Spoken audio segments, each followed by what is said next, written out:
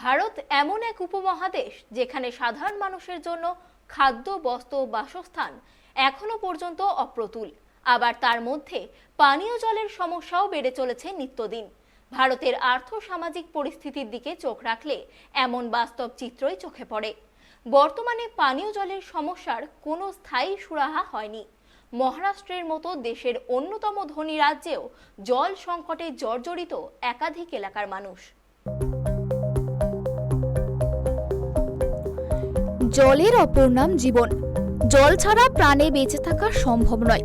মানুষ কিছুদিন না খেয়ে বেঁচে থাকতে পারে, কিন্তু জল ছাড়া তার পক্ষে বেঁচে থাকা অসম্ভব।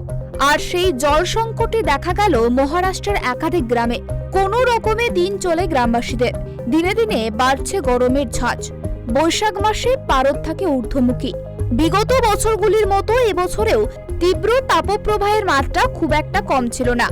আর এই গরম বাড়লেই বাড়তে থাকে তীব্র জলসংকট। প্রশাসনের তরফে মেলেনি কোনো সুরাহা। গ্রামবাসীদের অভিযোগ, প্রশাসনকে একাধিকবার জানিয়েও কোনো উত্তর পায়নি, যার জেরে ক্ষোভ বাড়ছে গ্রামবাসীদের মধ্যে। একেই তো গ্রীষ্মের প্রবল দাবদাহে এমনিতেই তার উপরে ভূগর্ভস্থ জলের স্তর কমে গিয়েছে, ফলে স্থানীয় কুয়ো থেকে জল উঠছে না। তাই বাধ্য হয়েই তাদের কখনো পুকুর থেকে, আবার কখনো পার্শ্ববর্তী নদী থেকে জল তুলে এনে স্নান করতে হচ্ছে। যার জেরে শিশুদের যেমন চর্মরোগের লক্ষণ দেখা দিচ্ছে, বাদ যাচ্ছে না বড়রাও। তাদেরও ঘা সহ আন্ত্রিকের মতোই রোগ লেগেই রয়েছে।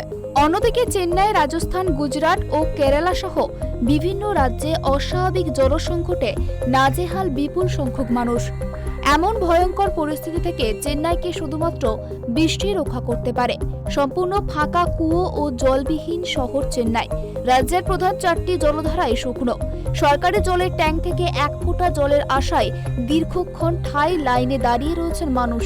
বন্ধ স্কুল, কলেজ, রেস্তোরাঁও। মেট্রো রেলে বন্ধ শীততাপ নিয়ন্ত্রণ যন্ত্র। সর্বত্র বৃষ্টির জন্য আকুতি। ভারতের দক্ষিণ রাজ্যেও চেন্নাইয়ের জলসংকট ভয়াবহ আকার ধারণ করেছে। শহর ও গ্রামে বৃষ্টির জলের সংরক্ষণ একান্তভাবে প্রয়োজনীয়।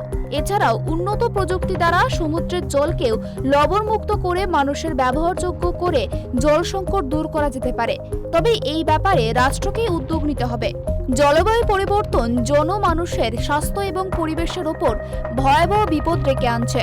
তাপপ্রবাহে শিশু, যুবক এবং বয়স্ক মানুষের মধ্যে বিভিন্ন ধরনের ব্যাধি সৃষ্টি হচ্ছে। এর সঙ্গে দোসর হয়েছে বিভিন্ন ধরনের জলবাহিত রোগ। জলবাহিত রোগের প্রকোপ দিনকে দিন বৃদ্ধি পাচ্ছে। বায়ু দূষণ ও গ্রিনহাউস গ্যাসগুলির নির্গমন প্রতিরোধ করার ক্ষেত্রে আমাদের এখনো দেশ তেমন সাফল্য দেখাতে পারেনি। তবে ব্যয়বহুল পাতন বা বাষ্পায়ন পদ্ধতি ছাড়া কৃত্রিম উপায়ে পানীয় জল পাওয়া সম্ভব নয়। তাই জলসংকট এড়াতে কার্যকরী উপায় হল জলের প্রাকৃতিক উৎসগুলির সঠিক এবং পরিমিত ব্যবহার এবং সংরক্ষণ। তাই বৃষ্টির জল সংরক্ষণের পাশাপাশি ব্যবহৃত জল পুনর্ব্যবহারযোগ্য করার উপর বিশেষ জোর দেওয়া উচিত। সাধারণ নাগরিকদেরও এই বিষয়ে সচেতন হওয়ার পাশাপাশি বিশেষ উদ্যোগ নেওয়া উচিত। তাহলেই এই জল সংকট এড়ানো সম্ভব। Bureau report, tribe TV.